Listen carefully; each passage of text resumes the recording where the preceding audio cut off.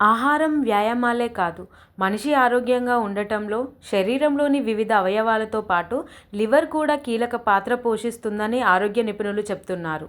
తప్పుడు ఆహారపు అలవాట్లు, మద్యపానం, ధూమపానం వంటివి అందుకు కారణం అవుతాయనే విషయం తెలిసిందే.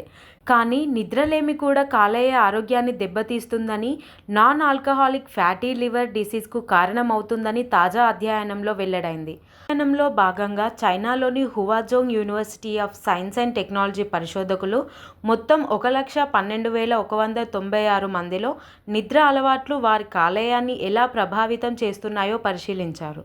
అయితే అప్పుడప్పుడు మద్యం తాగే వారిలో కూడా నిద్రలేమి అలవాటు కారణంగా లివర్ సిర్రోసిస్ సమస్య ఏర్పడుతోందని, వారితో పోలిస్తే నాణ్యమైన నిద్ర అలవాటు కలిగిన వారిలో కాలేయ ఆరోగ్యం బాగుంటుందని గుర్తించారు.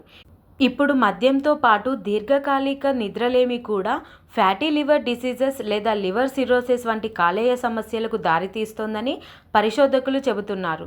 దీర్ఘకాలిక నిద్రలేమి వల్ల కాలేయంపై మచ్చ లాంటి కణజాలం ఏర్పడుతోందని, కొవ్వు కూడా పేరుకుపోతుందని చెప్తున్నారు. ఈ పరిస్థితిలో కాలేయ పనితీరు మందగిస్తుంది. వికారంగా అనిపించడం, ఆకలి, బరువు తగ్గడం, చిన్న పనికే అలసిపోవడం, జుట్టు రాలడం, ముక్కు నుంచి రక్తం కారడం, కండరాల తిమ్మిరి వంటి లక్షణాలు ఈ సమయంలో కనిపిస్తాయి. నిర్లక్ష్యం చేస్తే కాలేయ వైఫల్యానికి దారి కారణంగా ప్రాణాంతకంగా మారుతుందని ఆరోగ్య నిపుణులు చెబుతున్నారు.